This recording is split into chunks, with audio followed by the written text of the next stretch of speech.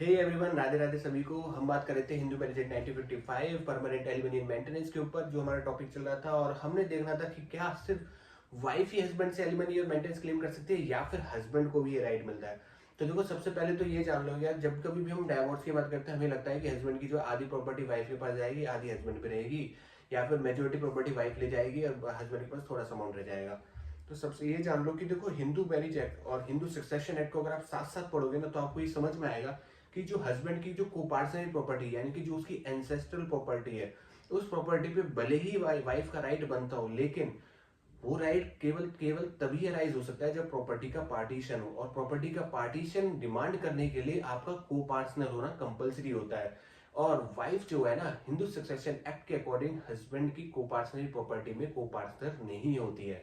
That is why wife जो है उसकी प्रॉपर्टी का पार्टीशन डिमांड नहीं कर सकती, और भले ही डाइवोर्स की पिटीशन क्यों ना लगी है, वहां पे भी उसको जो है प्रॉपर्टी का पार्टीशन करके उसका कोई हिस्सा नहीं मिलता है। वहीं अगर हम सेल्फ एक्वायर्ड प्रॉपर्टी की बात करें तो सेल्फ एक्वायर्ड प्रॉपर्टी पे भी हिंदू सक्सेशन एक्ट के अकॉर्डिंग हर इंसान का पूरा पूरा अधिकार ये होता है कि उसे जैसे चाहे वैसे डिस्पोज ऑफ कर सकता है। यानी कोर्ट सिर्फ उसी प्रॉपर्टी के रिगार्डिंग डिसीजन देती है डाइवोर्स के वक्त जो जॉइंट प्रॉपर्टी होती है हस्बैंड और वाइफ की। इसके अलावा हस्बैंड की चाहे सेल्फ एक्वायर्ड प्रॉपर्टी हो या फिर एंसेस्ट्रल प्रॉपर्टी हो, वाइफ का उस पर कोई राइट नहीं बनेगा डाइवोर्स में पार्टीशन करके क्लेम करने का। ठीक है, अब बात करते हैं कि क्या एलिमनी हस्बैंड क्लेम कर सकता है, मेंटेनेंस क्लेम कर सकता है। तो देखो, बिल्कुल कर सकता है।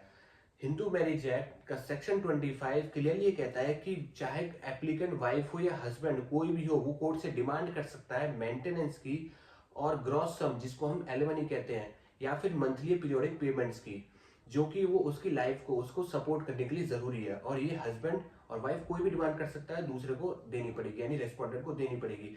अब जब कभी भी एलिमनी की या मेंटेनेंस की बात करते हैं तो इसका अमाउंट कितना होता है, ये कोर्ट डिसाइड करने के लिए एप्लीकेंट के साथ साथ रेस्पोंडेंट दोनों की प्रॉपर्टी को देखेगी। यानी सिर्फ अगर वाइफ डिमांड कर रही है तो इसका मतलब ये नहीं सिर्फ हस्बैंड की प्रॉपर्टी को कंसिडर किया जाएगा, बल्कि वाइफ की प्रॉपर्टी को भी देखा जाएगा कि उसके पास ऑलरेडी कितनी प्रॉपर्टी है। और फिर उन दोनों का सही आकलन करने के बाद ये डिसाइड किया जाएगा कि कितना अमाउंट एज एलिमनी मेंटेनेंस मिलना चाहिए। क्योंकि देखो, जो रेस्पोंडेंट है उसको भी तो अपने आप को मेंटेन करना है ना। हम ऐसा नहीं कर सकते कि उससे इतना बर्डन डाल दें कि वो अपने आप को ही मेंटेन ना कर पाए वाइफ को मेंटेन करने के चक्कर में। या वाइफ अगर रेस्पोंडेंट है तो वाइफ इतना बर्डन नहीं डाल सकते कि वो बेचारी अपने आप को ही मेंटेन ना कर पाए हस्बैंड को एलिमनी और मेंटेनेंस देने के चक्कर में। ठीक है, वहीं अगर कोई भी ऑर्डर इस सेक्शन 25 के अंदर पास किया जाता है तो ऐसे किसी भी ऑर्डर को हम वेरी कर सकते हैं, रिसाइंड कर सकते हैं या मॉडिफाई कर सकते हैं। रिसाइंड मतलब कैंसिल कर देना। कोर्ट को पावर दी गई है इसमें, लेकिन कंडीशन ये होती है कि आपकी सर्कमस्टेंसेस ऐसी होनी चाहिए जो ऐसा चीज डिमांड करती है, जिसमें से एक सर्कमस्टेंसेस जो सेक्शन 25 क्लियरली मेंशन करता है कि वाइफ जो अगर चेस्टे नहीं रहती, यानी कि पवित्र अगर ना रहे, मतलब अगर वाइफ जो है सेक्सुअल इंटरकोर्स कर लेती है किसी और पर्सन के साथ other than the husband after divorce, तो हम कहते हैं कि वो चेस्टे नहीं रही है, she does not remain ChaSTE, पवित्र नहीं रही। और कोर्ट वेरी मॉडिफायर से साइन कर सकती है ऑर्डर को। सेम गोज फॉर हस्बैंड के, अगर हस्बैंड भी सेक्सुअल इंटरकोर्स कर लेता है किसी और के साथ other than the wife after divorce, तो उस केस में भी वो ऑर्डर मॉडिफाई किया जा सकता है, वेरी किया जा सकता है, या फिर रिसाइंड किया जा सकता है, कैंसिल किया जा सकता है। अब प्रॉपर्टी की जब हम बात करते हैं तो प्रॉपर्टी में एक राइट और कोर्ट को मिलता है कि जो हस्बैंड की या वाइफ की जो भी प्रॉपर्टी है, जो भी रेस्पोंडेंट है, उसकी प्रॉपर्टी को वो चार्ज क्रिएट कर सकती है। मतलब कि अब भले ही वो प्रॉपर्टी किसी को भी ट्रांसफर कर दी जाए, लेकिन उस प्रॉपर्टी से थोड़ी थोड़ी सी जो है अमाउंट जो है, जो भी इनकम जनरेट हो रही होगी, उसका एक हिस्सा एप्लीकेंट को दिया जाएगा रेगुलर बेसिस पे। कब तक दिया जाएगा? जब तक कि वो जिंदा है। वही मेंटेनेंस के तौर पे भी दिया जा सकता है, एलिमनी के तौर पे दिया जा सकता है। जैसे अगर मेंटेनेंस का ऑर्डर कोर्ट ने दिया तो 10,000 की पेमेंट उन्होंने कही कि मंथली हस्बैंड को वाइफ को देनी पड़ेगी, या फिर 10,000 की पेमेंट वाइफ को हस्बैंड को देनी है मंथली।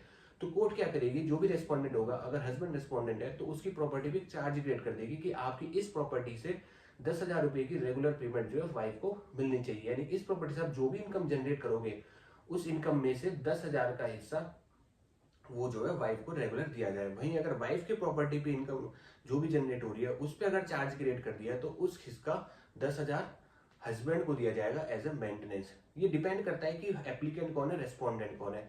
उसके बाद अगर कोई भी ऑर्डर ऐसा लगता है कि उन्हें कि नहीं, ये ऑर्डर जो है रिसाइंड कर देना चाहिए क्योंकि अब जरूरत नहीं है, या फिर वाइफ ने दूसरी शादी कर ली है तो अब उसके गार्डियन जो है उसका दूसरा हस्बैंड आ चुका है, वहां पर उसको जरूरत नहीं है, तो ऐसे में कोर्ट उस ऑर्डर को रिसाइंड भी कर सकती है। तो आगे से याद रखना, ऐसा नहीं है कि लॉ पार्शियलिटी करता है इतनी और सिर्फ वाइफ को ही राइट दिया गया है, हस्बैंड को भी पूरा पूरा राइट मिलता है। इट जस्ट कि हमारी सोसाइटी में इस तरह का परसेप्शन फैला दिया गया है, मूवीज में इस तरीके से दिखाया जाता है, सोशल मीडिया में इस तरीके से बताया जाता है कि उनको सही नॉलेज होती नहीं है लॉ की, और वो ये सोचते हैं कि सिर्फ वाइफ ही एलिमनी और मेंटेनेंस क्लेम करती है, हस्बैंड को बेचारे को कोई राइट है ही नहीं। दोनों को बराबर का राइट मिला है, दोनों के पास सब होता है, डिपेंड करता है कि कौन अनेबल है कौन एबल है एक दूसरे को मेंटेन करने में, ठीक है। सही लॉ पढ़े, सही जाने, और अगर आपने चैनल को सब्सक्राइब नहीं करा है तो अभी चैनल को सब्सक्राइब कर दें, बेल आइकन दबा दें और नोटिफिकेशन आपको रेगुलर मिलती रहेगी ऐसी सही जानकारी के लिए, क्योंकि चैनल बहुत है जो आपको गलत जानकारी देते हैं लेकिन सही जानकारी मिलेगी ही।